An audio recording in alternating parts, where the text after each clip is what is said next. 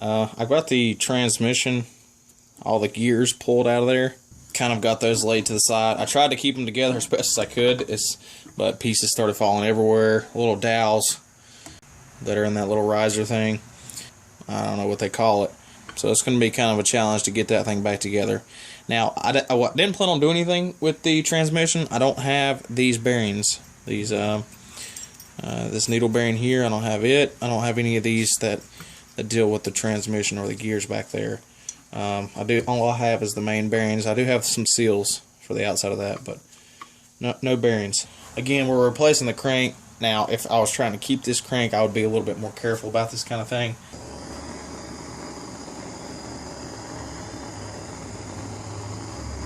Alright, so finally got the crank out. I had to take quite a bit of heat to it, and then just apply a bunch of pressure. I actually put it down on a board, the actual crank, the end of the crank, or this end of the crank, and I actually just pressed down extremely hard, and it finally popped out. So we got the old crank out. I did take off this stuffer on this side just to kind of see what had actually happened, but it's like once the edges of it melted through here. Alright, well, I'm going to go ahead and put this back on. I'm going to keep the crank. Maybe I can find some aftermarket stuffers and maybe rebuild this crank at some point just to have a spare on hand if I ever need it. Alright, so I'm just going to give this a little pressure. Alright guys, well, my phone died in the middle of when I was talking earlier, and I didn't even realize it. So you didn't get to see some stuff that I was doing. Basically, I've already cleaned up both halves of the case and took out the main bearings and the seals, and I took out a few of the other oil seals. Basically, I sprayed most of this stuff out with brake cleaner, and the bearings that are staying in, the transmission bearings and needle bearings over here, I went ahead and checked those. I can't tell that I'm having any problems with any of them. They all seem really smooth. You know, I wish I had already ordered them, but I didn't, and I didn't even think about it at the time when I was ordering everything. So those are going to stay in. If any of them I thought were bad, or they felt, you know, like they had grooves in them, or they were kind of rough to turn, I would go ahead and wait and just order them. But they all seem to be fine. I'm going to leave them as is. I hope that ain't a mistake, because I really don't want to split this case again.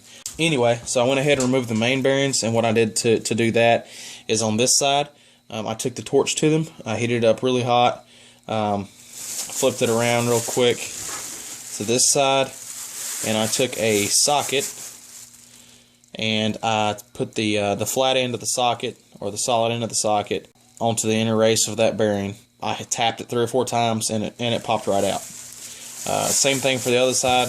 I had no problems with either of those getting them out, and I just cleaned them up.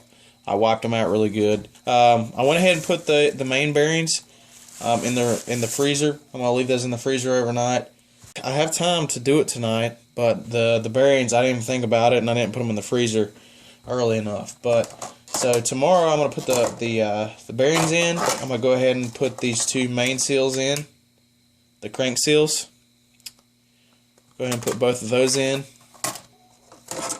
and go ahead and start replacing the other oil seals. That's what we got done today. This was all this video was taken in a day,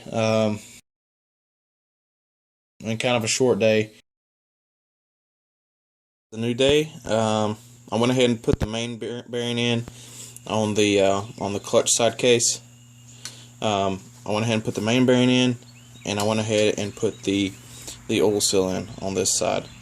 So I'll go ahead and show you how to do that on the other side as well. Alright, so now we're working on the ignition side, or the left-hand side crankcase. So what I'm going to do is I'm just going to take some heat to where this main bearing seats, get that metal getting hot, and I have the bearing that's been in the freezer for about 12 hours now. Alright, so I'm just going to lay this down flat, take our frozen bearing, so we're just going to sit it in place. Take our bearing driver and pop it into place. Okay, so now I'm going to be putting this seal in, and the only thing I'm going to do is I'm going to take some 2-stroke oil, and I'm going to coat the inside of this this rubber ring here.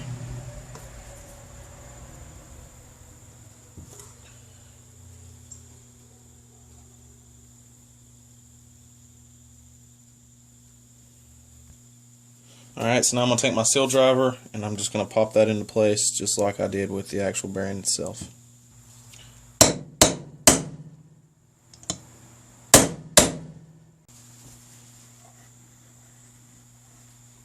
Alright,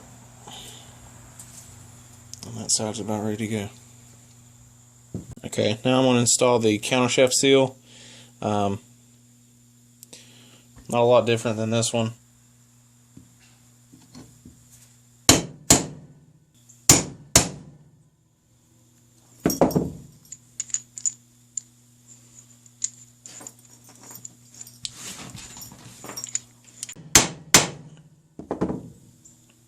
Okay, so that's seated now. Alright, so now I'm going to do the same thing for the shift shaft seal.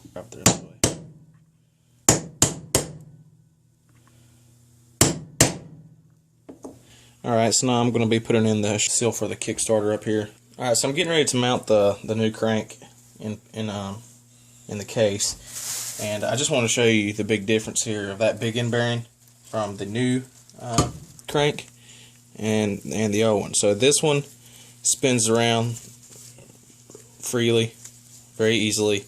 Absolutely no up and down play at all. No side to side either. So that's the new one. Here is the old one. And over here it is extremely hard to move. I'm pretty sure that big end bearing is shot. And I don't know if you can see it down in there into the bearing. It looks pretty burnt up.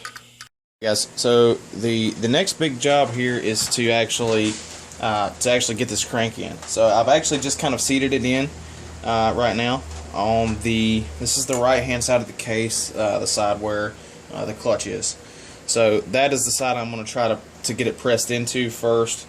So here's the deal: the actual main shaft here, the main crankshaft, it actually is pressed into those main bearings. So there's the crankshaft, and the main bearing's on the other side of that seal, and it doesn't just sit in there. It's actually pressed in. Now the problem with that is it's kind of awkward to get that crank pressed onto that or inside of that bearing. The one thing you absolutely don't want to do is try to press this side into that bearing. So then you're going to mess up your actual big end bearings. What you do is you actually, on this side, you actually pull the crank into the bearing. So you pull from this side, and that's how you get the crank pressed onto that bearing. So let me get that set up and I'll show you how that works. Alright, so this is the tool for the job when it comes to actually installing the crank. This is a Tusk crank puller installer tool. You can get that from Rocky Mountain ATV, and I think it's like $70 or something like that. And when it's hard to buy something for $70 if you don't do this kind of thing all the time. I understand that. I've tried in the past to actually put a spacer in here and with a nut on this side of the crank, and I've tried to try to pull it in manually with like a little impact, and I've messed some stuff up. If you have the right tool for the job, you're probably going to be pretty safe about not messing something up. I've never used this before, so I'm going to quickly show you what that looks like. Those are the little bolts. Now the first thing I'm noticing is this box was extremely heavy. When I saw this on Rocky Mountain ATV and I saw some videos of it being used, I knew this is what I needed. But when I saw it online, I was like, well, this whole black piece here is going to be like rubber or plastic or something with maybe a metal sleeve. No, that's solid. This is extremely heavy. I'll kind of save the review on it for later, but I'll go ahead and see if I can get this working. So once again, I've kind of got myself into a predicament here where there's nothing I can really do tonight. It seems like every time I start on something, I realize I'm missing something. So here's the deal. Basically how this works is you have this piece, goes on here, this piece screws on, okay, then you got this piece screws onto it,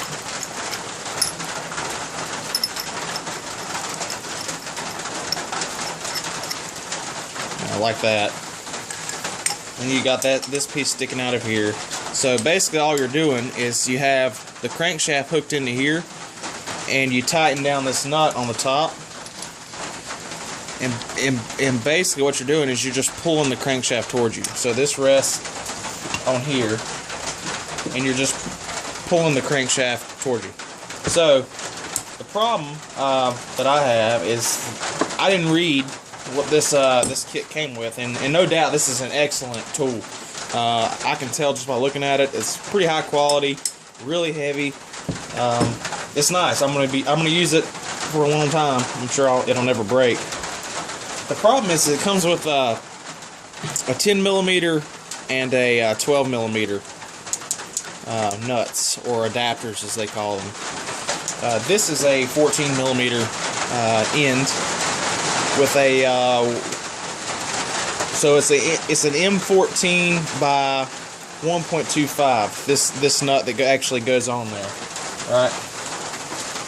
So the Tusk kit didn't come with an adapter that fits that size bolt. So the adapters don't work, but their instructions do say that you can use the one that came with it, or the one that the bolt or the nut that actually goes on here if their adapters don't fit. Well, the problem is that yeah, it doesn't fit down in there, and it's not through enough that I can get it started. So basically, I have no way to make it work at the moment. So the odd thing is, this is kind of an odd size, because I think the standard the threads on a standard 14mm nut are a 2 or maybe a 1.5. So a 1 1/4 thread size is kind of non-standard, and that's what this is. So I went out to the local hardware store. They didn't have anything that I could use. So basically what I was looking for was a spare nut that I could kind of grind the edges off, just enough where I could screw it on and have it hold in place. But yeah, there I didn't have one. So I checked the local hardware store. I checked the local Lowe's and Home Depot. None of them have a nut that size with that type of thread pattern. So basically, there's nothing I can do tonight, and I'm not going to have time to do anything tomorrow. Anyway, we'll continue next time.